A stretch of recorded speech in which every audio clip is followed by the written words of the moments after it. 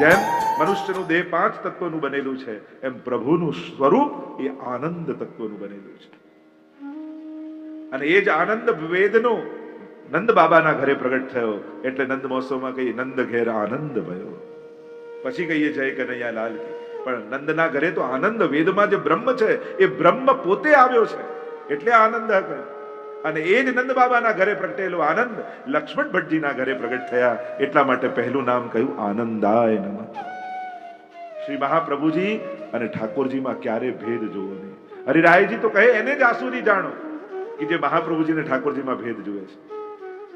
લીલા ભેદનો આનંદ માણી શકાય કે કોઈ ગુરુ રૂપે પધાર્યા, કોઈ પ્રભુ રૂપે પધાર્યા. પણ અહીંયા તો સુરદાસજીને જયારે પૂછ્યું, 1.25 લાખ પદ ઠાકોરજીના રચ્યા, મહાપ્રભુજીનો એકે પદ ન રચ્યો. સુરદાસજીનો જવાબ જુઓ, કહે છે ન્યારો દેખતો તો ન્યારો ગાતો. ક્યારે બંનેમાં ભેદ જોયા હોત તો બે ભેદ કરીને ગાત. મેં તો વલ્લભના જ પદ ગાયા છે, ખાલી નામ ઠાકોરજીનું રાખ્યું છે. છતાંય તમે કહો છો તો આ પદ ગાઉં છું. મારા 1.25 લાખ પદોનું સાર ને ફળ જાણજો. અને ત્યારે કહ્યું દ્રઢઈને ચરણ ન કેરો ભરોસો, શ્રી વલ્લભ નક ચંદ્ર છટાબિન સબ જગમાં અંધેરો. શ્રી મહાપ્રભુજીનું એ પદ એ સુરદાસજીના 1.25 લાખ પદોના ફલ રૂપે છે. આશ્રયનું પદ કહીએ છીએ ને, ઘણા લોકોને થાય પૂરું કરવા માટે આશ્રયનું પદ, કે સત્સંગ હવે પૂરું થયું. અરે સત્સંગ પૂરું નથી થતું, પૂર્ણ થાય છે. જ્યાં સુધી આ પદ ન ગાઓ ત્યાં સુધી સત્સંગ અધૂરો છે. આપણને થાય કે ચલો પૂરું કરવા માટે, પૂરું એટલે ખતમ નહીં, પૂર્ણ કરવા માટે.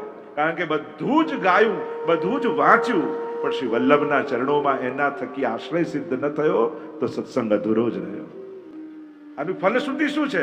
દ્રઢઈને ચરણ ન કેરો ભરોસો. સત્સંગ થકી શ્રી વલ્લભના ચરણમાં ભરોસો વધ્યો, દ્રઢ ભરોસો થયો, અને નથી થયો ત્યાં સુધી સત્સંગ અધૂરો છે. એટલે હવેથી આશ્રયનું પદ ગાઓ ત્યારે એવું ન માનતા કે આ સત્સંગ ખતમ કરવા માટે, પૂરું કરવા માટે. હવે એવો ભાવ રાખજો, આના થકી સત્સંગ પૂર્ણ થશે, પૂરું થશે, ત્યાં સુધી અધૂરું હતું. વલ્લભના ચરણોનું આશ્રય ભરોસો દ્રઢ થવો, એ જ તો ફળ. એટલે જ પહેલી પંક્તિમાં તમે અક્ષર ગણો, દ્રઢ ઈ ન ચર, 13 અક્ષર થશે. પહેલી લાઈનના અક્ષર 13. તો આ ફલ શું છે? આ 13 અક્ષર કયા ફલ રૂપે? કે અષ્ટાક્ષરના 8 અને પંચાક્ષરના 5. આ બંને મંત્રોનું ફલ કોઈ હોય તો દ્રઢઈને ચરણ ન કેરો ભરોસો છે. શ્રી વલ્લભના ચરણોમાં સંપૂર્ણ ભરોસો, એ જ તો અષ્ટાક્ષર અને પંચાક્ષરનું ફલ છે. આ માર્ગ વલ્લભનો માર્ગ છે. અને વલ્લભને પ્રેમ કરશો, જે શ્રી વલ્લભને પ્રેમ કરે ને તો શ્રીજીમાં સહજ પ્રેમ થાય. કારણ કે આ તો પ્રભુ વલ્લભના સેવ્ય છે. યમુનાજીમાં સહજ સ્નેહ થાય, વલ્લભ કુલમાં સહજ સ્નેહ થાય, વ્રજમાં સહજ સ્નેહ થાય. કારણ કે આ બધાનું મુખ શ્રી વલ્લભ છે. જેમ મુખમાં ભોજન નાખો તો બધા જ અંગો પુષ્ટ થઈ જાય. પછી કે દાળ ભાત લઈને હાથ પગમાં ઘસવાની જરૂર ન હોય, ત્યાં તો મોઢામાં નાખ્યું, હાથ પગનું શું થાય? મુખમાં નાખો તો બધા જ અંગો પુષ્ટ થઈ જાય છે. એમ શ્રી મહાપ્રભુજી મુખ છે. જ્યારે એમને ભજો છો તો સર્વ તત્વો પ્રસન્ન થઈ જાય છે. અષ્ટાક્ષર પંચાક્ષર સર્વ ગ્રંથ સહિત શ્રી વલ્લભના નામમાં એ છે પૂર્ણ પ્રતીત. દયરામભાઈ પણ કહે છે, શ્રી વલ્લભનું નામ જેણે લીધું એના નામમાં અષ્ટાક્ષર અને પંચાક્ષર પણ આવી ગયા, સમાઈ ગયા. શ્રી વલ્લભના એટલે જ નાશ્રિતો વલ્લભાધીશો નચ દ્રષ્ટા સુબોધિની નરાધિરાધિકા નાથો વૃથાત્ત જન્મ ભૂતલે. હરિરાયજીએ પણ પહેલો શબ્દ વાપર્યો છે, નાશ્રિતો વલ્લભાધીશો. જેણે શ્રી વલ્લભનો આશ્રય નથી કર્યો એનું તો વૈષ્ણવ કુળમાં જન્મ લઈને પણ જન્મ લેવું વૃથા છે. આ માર્ગ વલ્લભીનો માર્ગ છે, વલ્લભ મૂળ છે. શ્રી વલ્લભ કલ્પ દ્રુમ ફલ્યો, ફલ લાગ્યો વિઠ્ઠલેશ, શાખા સબ બાલક ભયે, તાકો પાર ન પાવત શેષ. એટલે કે પુરુષોત્તમ ફલ દેતે હૈ નેક જો બેઠો છાય. મહાપ્રભુજી કેવું કલ્પ વૃક્ષ છે કે એની નીચે બેસો તો પુરુષોત્તમ ફલ દેતે હૈ. જેમ કોઈ આંબો હોય અને કેરી પડે, પણ નીચે બેસો તો કેરી ક્યારે ખોળામાં પડે? ઝાડ પરથી કેરી ક્યારે ખોળામાં પડે? પાકી જાય ત્યારે ને.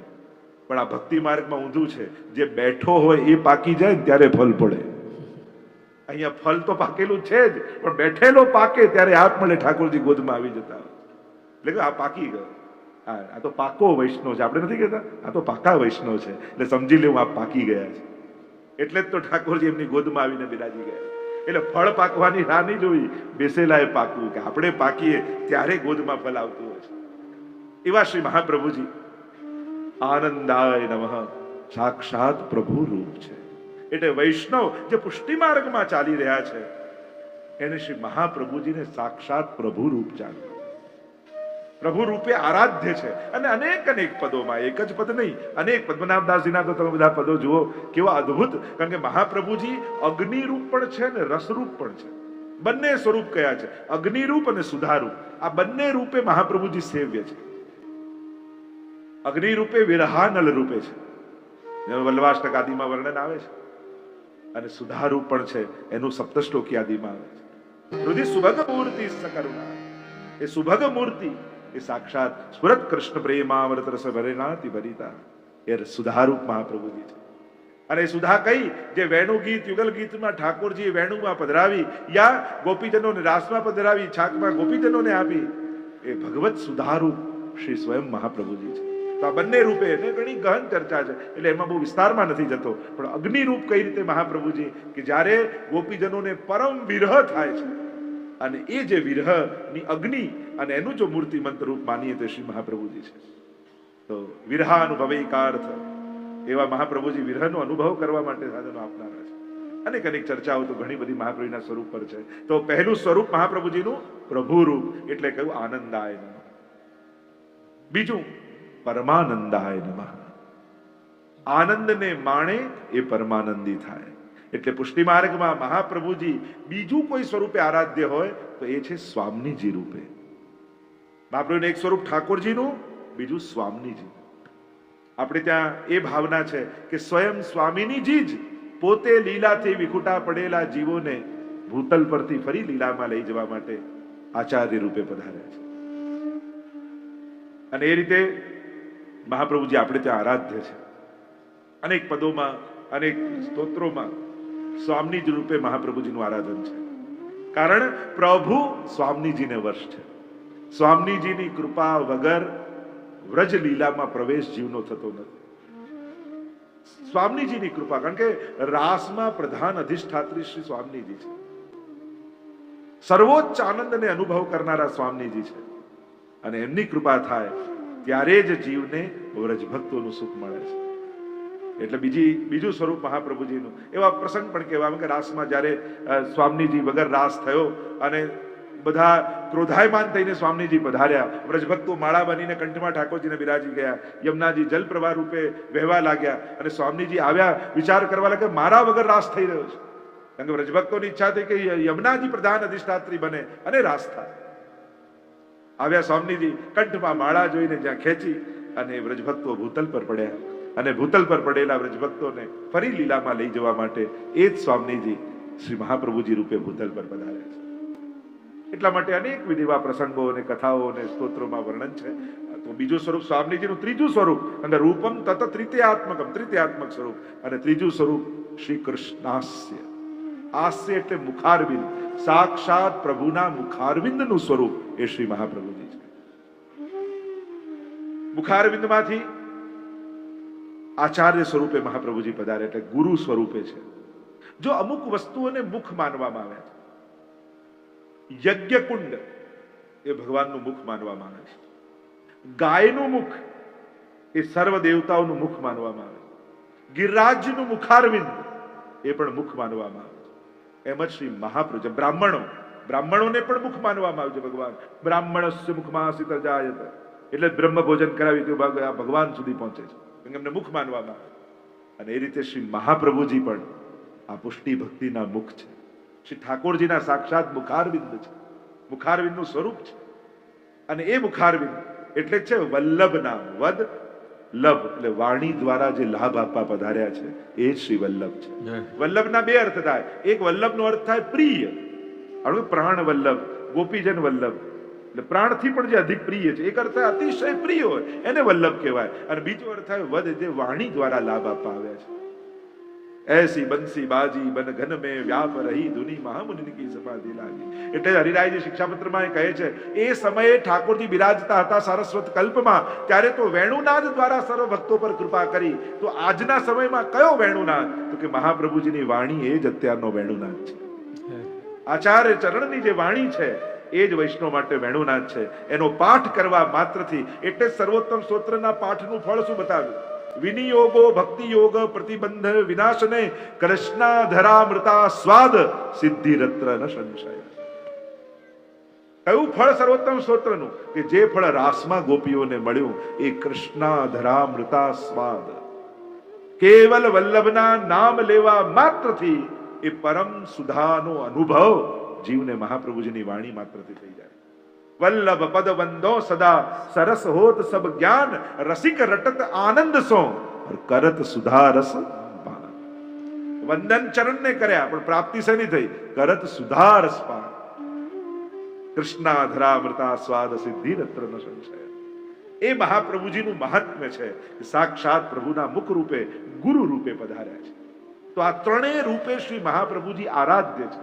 એટલા માટે અહીંયા કહ્યું બીજું તત્વ વલ્લભ અને કુળને ભજીએ. તો શ્રી આવા શ્રી વલ્લભ અને એ જ તનુ વિસ્તાર ત્યાં કહ્યું એ જ મહાપ્રભુજીએ પોતાનો જ વિસ્તાર કર્યો દૈવી જીવોના ઉદ્ધારાર્થે. અને એટલા માટે ઠાકોરજીની આજ્ઞાથી ગ્રહસ્થાશ્રમ સ્વીકાર કર્યો અને સ્વીકાર કરી મહાપ્રભુજી પોતાના વંશમાં પોતાનું અશેષ મહાત્મ્ય સ્થાપિત કરી સ્વયંનો વિસ્તાર કર્યો. પ્રથમ લાલ મહાપ્રભુ પર તો ઘણી ચર્ચા કરી છે, આપણે પાંચે તત્વોને જોવું છે. પ્રથમ લાલજી શ્રી ગોપીનાથજી થયા. એ પણ એટલા જ પ્રકાંડ વિદ્વાન આચાર્ય થયા. એમને નિયમ હતો કે રોજ ભાગવતજીનો પારાયણ કરે પછી જ અન્ન જળ લે. ભાગવતજીનું આખું પારાયણ કરે તો 3 દિવસે વારો આવે. શરીર સુકાવા લાગ્યું. મહાપ્રભુજીએ જોયું બાબા આપનું શરીર કેમ આમ થાય છે? ત્યારે કહ્યું કે મેં પારાયણ કરવાનો નિયમ લીધો છે, આમ તો આપનું શરીર બહુ સુકાઈ જશે. અને ત્યારે મહાપ્રભુજી ભાગવતજીમાંથી પુરુષોત્તમ સહસ્ત્ર નામની રચના કરી અને કહ્યું બાબા આનો પાઠ કરજો તો સાક્ષાત ભાગવતજીના પારાયણનું ફળ મળશે. અને ત્યારથી આપણે ત્યાં પુરુષોત્તમ સહસ્ત્ર નામનો પાઠની શ્રી મહાપ્રભુજી દ્વારા પ્રદાન થયો. અનેક અનેક પ્રસંગો છે. એ રીતે જ ગુસાઈજી થયા. મૂળ મહાપ્રભુજી છે વૃક્ષ ગુસાઈજી. સમસ્ત વલ્લભ કુલેની શાખાઓ. પુરુષોત્તમ ફલ દેત હૈ નેક જો બેઠો છાય. આજે પણ કોઈ વલ્લભ કુલ પાસે જઈને બેસો તો કોઈ ને કોઈ પ્રકારથી ઠાકોરજી તમારા ઘરે બિરાજી જાય. આજે પણ ભગવત ફલ આપનારા આ સમગ્ર વલ્લભ કુળનો આ પરિવાર, આ સમસ્ત કુળ છે. અને એવો કુળ છે જે તમને ભગવાન આપવા સમજે છે. પ્રભુનું દાન. અને પાછા મહાપ્રભુ અદેય દાન દક્ષશ્ચ મહોદાર ચરિત. અદેય દાન કોઈ ના આપી શકે એવું દાન. અને પાછા કેવા દક્ષ, આપવામાં દક્ષ. જો લેવામાં કોઈ હોશિયાર હોય, આપવામાં હોશિયાર હોય. મહાપ્રભુજી તો આપવામાં હોશિયાર. કેમ કરી તમારા ઘરે ઠાકોરજી પધરાવી દેવા એ ચતુરાઈ મહાપ્રભુજીને આવડે. તમે એમ કહો સગવડતા નથી, નાચાવિતા નથી, ના નથી, ચાલ તું આમ કરજે, આમ કરજે, આમ કરીને કેમે કરીને ઠાકોરજી તમારા માથે પધરાવી જ દે. આપણે ભલે 100 કારણો આપીએ છતાં એમાંથી રસ્તો કાઢી. જો માંગનારાની હોશિયારી હોય, કોઈ માંગવામાં હોશિયાર કેમ કરીને કઢાવી લેવું. આ તો મહાપ્રભુજી ઉલટું છે, કેમ કરીને આપી દેવું. એમાં ચતુર મહાપ્રભુ. અદેય દાન દક્ષ. દક્ષ કોને કહે છે? ચતુર. અદેય દાન આપવામાં જ હોશિયાર છે. ઠાકોરજી તમારા સુધી પહોંચાડવામાં જે ચતુર છે. બીજે બધે તો ભક્ત રસ્તો ગોતતા હોય કે ભગવાન સુધી કેમ આને લઈ જવું, ગુરુને ચિંતા હોય. અને અહીંયા ગુરુને ઊંધી ચિંતા છે, ભગવાનને આના સુધી કેમ લાવી દઉં. એ રસ્તો શોધી લે. એ શ્રી મહાપ્રભુજી. આવા શ્રી મહાપ્રભુજીની કરુણા છે. તો ગોપીનાથજી અને ગોપીનાથજી પછી ગુસાઈજી. અને ગુસાઈજી તો સાક્ષાત યહી તેહી તેહી એહી કછું ન સંદેહી. ગુસાઈજીના તો ચરિત્ર એક 252 આદિમાં તમે જુઓ તો પ્રથમ જ આખ્યાનમાં ત્યાં ગોપાલદાસજી કહે છે કે શ્રી મહાપ્રભુ પૂર્ણ બ્રહ્મ શ્રી લક્ષ્મણ સુત પુરુષોત્તમ શ્રી વિઠ્ઠલનાથ અને શ્રી જગતમાં પ્રગટ પધાર્યા સ્વજન કીધા સના. ગોપાલદાસજી પર એવી કૃપા ગુસાઈજીની થઈ. શ્રી ગુસાઈજીના સ્વરૂપનું જ્ઞાન થયું. આ તો એ જ પ્રભુ છે કે જેણે ઇન્દ્રનું ભંગ કરી અને સજ્જનોને સનાત કર્યા હતા. 7 દિવસ ગિરિવર કર ધાર્યો વાસવ વૃષ્ટિ. એટલે જ વાર્તા સાહિત્યમાં પ્રસંગ આવે છે કે એકવાર ગુસાઈજી પ્રદેશ કરવા પધાર્યા હતા અને પાલ બધે પડ્યા હતા અને વૈષ્ણવનો મહાપ્રસાદ બની રહ્યો હતો. અને એટલામાં આકાશમાં કાળા કાળા વાદળો ઘેરાઈ ગયા. એમ કે હમણાં વરસાદ પડશે. બધા વૈષ્ણવ ચિંતામાં પડી ગયા. આવ્યા ગુસાઈજીને વિનંતી કરી જરા જો વરસાદ આવશે તો બધું પલળી જશે, કઈ ઉપયોગમાં નહીં આવે, બધું બગડશે.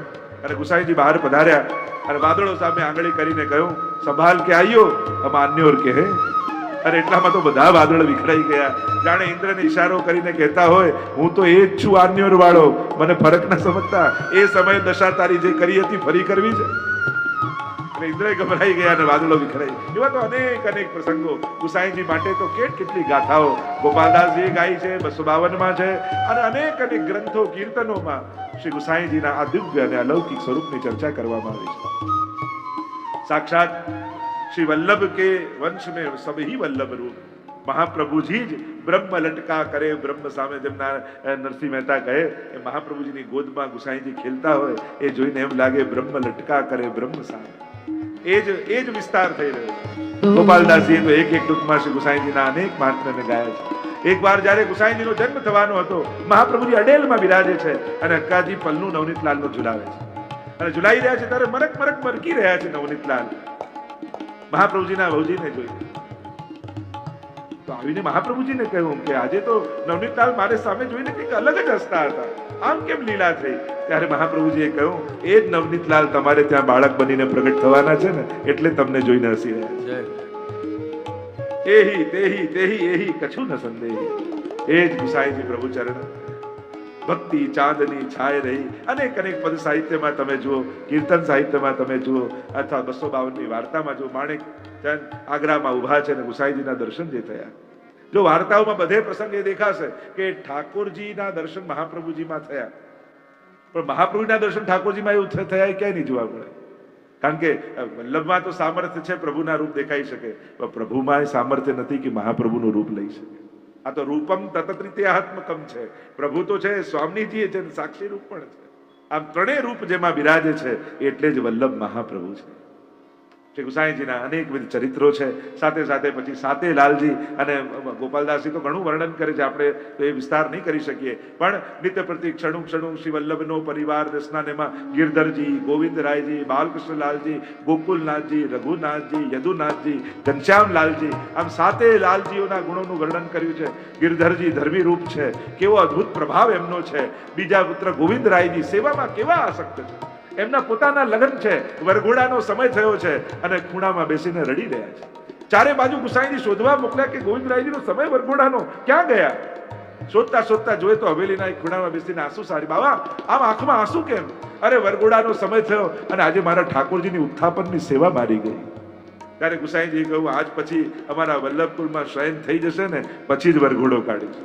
એટલે વલ્લભકુળની કંકોત્રી જુઓ તેમ જ લખ્યું ગોધુલી બેલા, એવું જ લખ્યું. લગ્નનો સમય શું? વરઘોડાનો ગોધુલી બેલા, કોઈ ટાઈમ ના લખ્યો. એટલે જયારે ગાયો આવવાનો સમય હોય ને સૌથી પવિત્ર સમય કહેવાય. એટલે શયન થઈ જાય પછી જ બધા વિવાદીના પ્રસંગો થતા હોય છે. એવા સેવામાં આસક્ત ગોવિંદરાયજી હતા. પ્રભુ વગર એક ક્ષણ ન રહી શકતા. વિઠ્ઠલનાથજીને એટલા લાલ લડાવ્યા.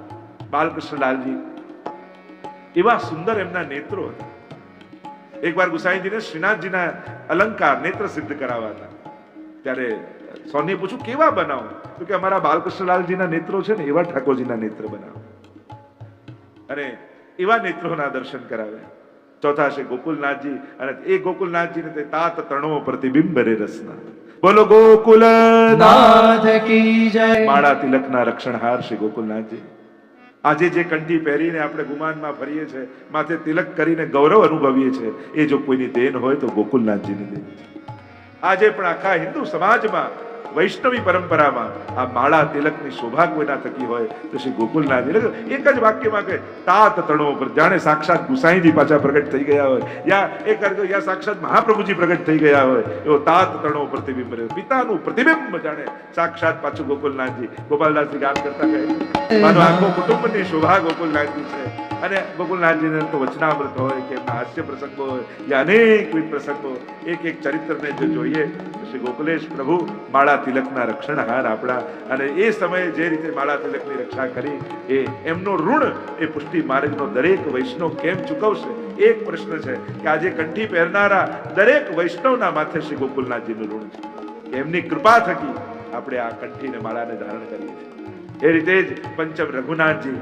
એકવાર તુલસીદાસજી આવ્યા ગુસાઈજીને ત્યાં અને કહ્યું કે આપને ત્યાં રામચંદ્રજીની સેવા નથી? તો કહ્યું કે આમને અમારા પંચમલાલજી રઘુનાથજીને એમના જાનકી વહુજીના દર્શન કરાવો. અને જ્યાં દર્શન કર્યા ત્યાં સાક્ષાત રામચંદ્ર અને સીતાજીના દર્શન થયા. એવો અનુભવ થયો એમને. તો આમ રઘુનાથજી જેને ગોકુલચંદ્રમાજીને લાલ લડાવ્યા, યદુનાથજી એવા પ્રતાપી થયા જેમણે વલ્લભ દિગ્વિજય નામનો ગ્રંથ આપણને આપ્યો અને મહાપ્રભુજીનું આખું ચરિત્ર આપણને સમજાવ્યું. સપ્તમ ઘનશ્યામલાલજી પ્રભુ જ્યારે પધારી ગયા એમના, ત્યારે વિરહ કરતા કરતા પોતાના પ્રાણોના ત્યાગ એમને કરી.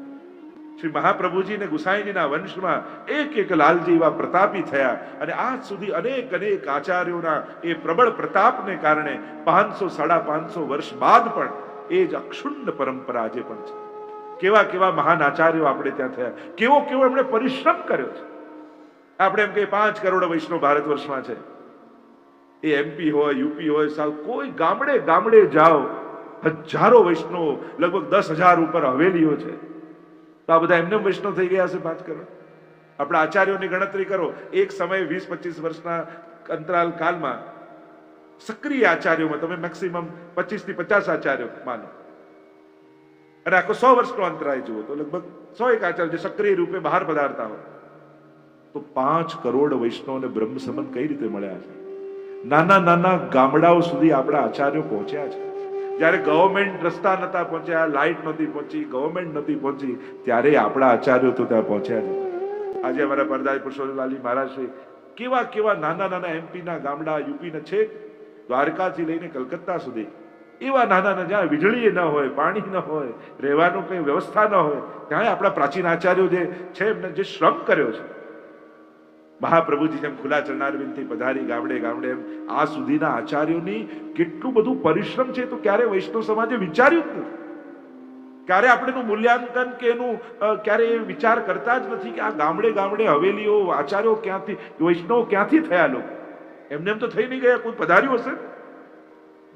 ગવર્મેન્ટ હજી કે આટલા લાખો ગામડા સુધી અમે નથી પહોંચી શક્યા, વીજળી નથી પહોંચી શકી, રસ્તા નથી પહોંચી શક્યા, પણ આપણા આચાર્યો પહોંચ્યા છે. આખા ભારતમાં કોચીનથી લઈને ઉત્તર સુધી, દ્વારકાથી લઈને કલકત્તા સુધી, કયું એવું ગામ જ્યાં હવેલી ના હોય? એટલે જે કઠોર પરિશ્રમ આપણા આચાર્યોએ કર્યો છે એનું ક્યારેય આપણે ગણતરીમાં લેતા નથી.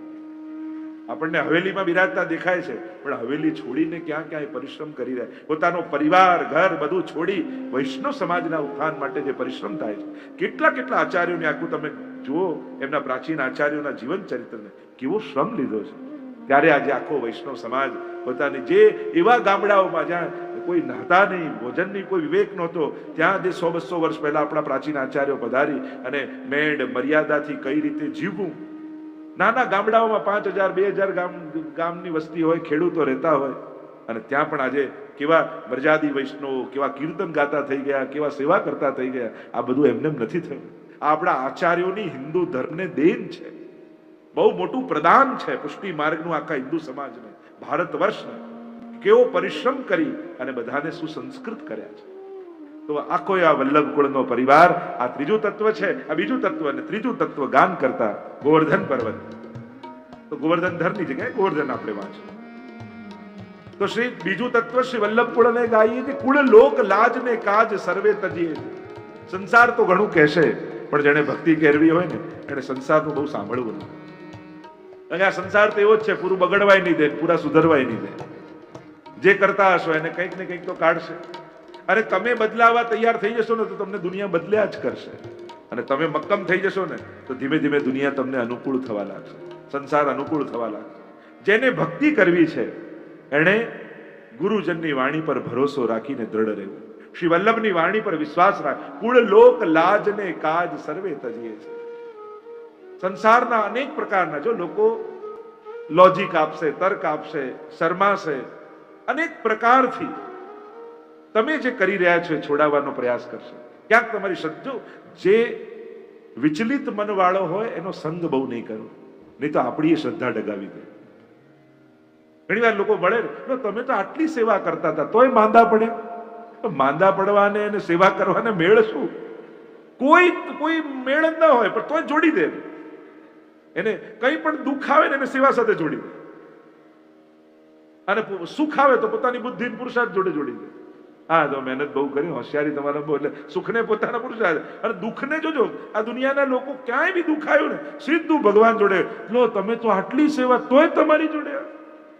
અરે નથી કરતા એ હોસ્પિટલોમાં છે, જે કઈ સેવા નથી કરતા એ બીમાર. શરીર તો ક્ષરતી શરીર, આ શરીરનું નામ જ છે જે ક્ષરતા એ શરીર. ઉલટાના મર્યાદી વૈષ્ણવ જો 90 વર્ષના 100 વર્ષના જૂના વૈષ્ણવ જો કેટલા જીવે છે ઉલટાના, જે આટલા કઠોર પરિશ્રમથી રહેતા. એટલે જોડવું જોઈએ તો ખોટી જગ્યાએ કનેક્શન નહીં જોડવું. લોકો લોજિક એવા લોકો નહીં આ મૂવી આટલું દૂધ તમે આમ ચડાવો છો, આટલો બગાડ, એના કરતા તો કોઈ ભૂખ્યાને પીવડાવો દૂધ. પણ એમ ના કે ના 500 રૂપિયા ખર્ચીને પિક્ચર જોવા ના આવતા હો, ગરીબને આપજો. કોઈ મૂવી વાળો એમ કે ના મારી મૂવી જોવા ના આવતા, એમ તો આ ટિકિટના પૈસા છે ને કોઈ ગરીબને આપજો. પણ લોકો આવા કનેક્શન જોડે. હંમેશા ભક્તિને સોશિયલ વર્ક સાથે આમ ઓપોઝિટ બનાવી દે. સમાજ સેવા કરવી જોઈએ, પ્રભુ સેવા કરવી. અરે આ ઓપોઝિટ થોડી છે. જે પ્રભુની સેવા કરતો હોય સમાજ સેવા કર્યા વગર રહી જ ના શકે. તમે અહીંયાથી મુંબઈ જાઓ તો બરોડા રસ્તામાં જ આવે, એમાં જવાનું ના હોય સ્પેશિયલ. સુરત રસ્તામાં જ આવે. એમ પ્રભુની ભક્તિ કરવા જે નીકળ્યો હોય તો જીવ દયા માનવ દેવા તો રસ્તામાં જ આવે. કોમળ હૃદય જ ન હોય ભગવાનની સેવા ક્યાં કરવાનું? જેના હૃદયમાં દયા, પ્રેમ, કરુણા, અહિંસા આ બધું ના હોય ભગવાન સુધી પહોંચી જ નથી શકવાનું. પણ લોકો એવા તર્કો આપે છોડાવવા માટે, માનવ સેવા કે પ્રભુ સેવા. અરે આવો ઓપ્શન થોડી છે. પ્રભુ સેવા કરતા હોય ગુસાઈજી જો ગુજરીબાઈનો પ્રસંગ, કેટલા પ્રસંગો ને એ કઈ કહેવાની જરૂર છે. પ્રભુ માટે જેને પ્રેમ હોય તો સકળ લોકમાં સૌને વંદે, તો બધા ઉપર દયા રાખે, કરુણા. સારો માણસ હોય એ જ સારો વૈષ્ણવ થઈ શકે. કોઈ પણ ધર્મનો હોય, એ સ્વામિનારાયણ હોય, જૈન હોય, કોઈ પણ ધર્મનો, પણ સૌથી પહેલા પાયાની મૂળ જરૂરિયાત શું છે? સારો માણસ હોવો. જે સારો માણસ જ નથી, સારો ભક્ત ક્યારે બનવાનો જ નથી. એટલે રોંગ લોજિક ના આપો. લોકો ખોટા લોજિક આપી લોકો ભગવાનથી દૂર કરે કે ના આની જરૂર, મંદિરની જરૂર નથી, હોસ્પિટલની જરૂર. હોસ્પિટલની જરૂર છે, મંદિરની જરૂર છે. સાજો માણસ સાજો રહે એના માટે મંદિર. કઈ એવી જગ્યા જ્યાં જઈને સારો વિચાર આવે? બધા હોસ્પિટલમાં, કોર્ટમાં, થિયેટરમાં, મોલમાં, ક્યાં જાઓ સારા વિચાર? એક મંદિર એવી જગ્યા છે જ્યાં બેસીને બે સારા વિચાર આવે છે. એ જગ્યાઓ રહેવા દો દુનિયામાં કે જ્યાં સારા અને પવિત્ર વિચારો માણસમાં પેદા થાય. કારણ કે આ પવિત્ર વિચારો ન રહ્યા ને તો આ સમર્થ લોકો દુનિયાને ખતમ કરી નાખશે. દુનિયા ખતમ થઈ જાય એટલા હથિયારો છે દુનિયા, દરેક દેશ પાસે છે. પણ 10% લોકો એક સાથે માંદા પડે દુનિયાના તો ઈલાજ માટેની વ્યવસ્થા દુનિયા પાસે નથી. કોરોનામાં જોઈ લીધું ને આપણે, ખાટલો છે, ખાટલો છે, ખાટલો છે, ખાટલો બાટલો ગોતતા ગોતતા આપણે બધા થાકી ગયા. તો આ તો છે, એક સાથે 10% લોકો માંદા પડે તોય વ્યવસ્થા ક્યાં છે? લોકો વાતો કરે છે, સર્વાંગી વિકાસ, શરીરની સ્વસ્થતા હોય એના માટેનું બી હોવું જોઈએ, અને મન પવિત્ર રહે, સારા વિચારો વાળો સમાજ. લોકો કાયદા ગમે તેટલા કડક કરો, પાપ રોકાવાના નથી. માણસ જાત એની રોકશે ને, એનો આત્મા રોકશે ને કે તારાથી આવું ન થાય, એ તો કંઠી પહેરી છે, ત્યારે જ પાપ રોકાવા. બાકી ગમે તેટલા કાયદા કડક કરી નાખો, કઈ રોકાય છે પાપ? કાંઈ નથી થવાનું. માણસનું મન, એનો આત્મા એને રોકશે કે તારાથી આવું ન થાય, ત્યારે જ માણસ રોકાય. એટલે જેટલી હોસ્પિટલો, જેટલા દવાખાના બધાની જરૂર, એટલા જ મંદિરો, સત્સંગોની પણ જરૂર છે. કોઈ બી ડોક્ટરને જઈને પૂછો લાંબુ જીવા, સારું જીવા, શું કરવું? કે આનંદમાં રહેવું. આપણે ડોક્ટર સાહેબને પૂછ્યું શું કરવું? આનંદમાં રહેવું. તો આનંદમાં તો એમ કે આનંદ ક્યાં છે? તો આનંદ રૂપ એવા ઠાકોરજીના ચરણોમાં છે. અને જીવનમાં માણસ આનંદ જ શોધે છે. કોઈ વ્યક્તિ વસ્તુ જોડે ક્યાં લગાવે છે? એ જ વ્યક્તિ દુઃખ આપવા લાગે તો સંબંધ તોડી નાખીએ, એ જ વસ્તુ દુઃખ આપવા લાગે તો ફેંકી દઈએ, છોડી દઈએ, વેચી દઈએ. માણસને તો આનંદ સાથે લગાવે છે. તો જે ચર્ચા આપણે કરી રહ્યા છીએ, ગોકુલનાથજીની કૃપા, કરુણા, પરિશ્રમ, અને એ રીતે ઘનશ્યામલાલજીને અને સાથેલાલજીની વાત કરી. તો આ ત્રીજું તત્વ ગોવર્ધન નિત ગાઈએ છે. ત્રીજું તત્વ શ્રી ગિરિરાજ બાબા છે.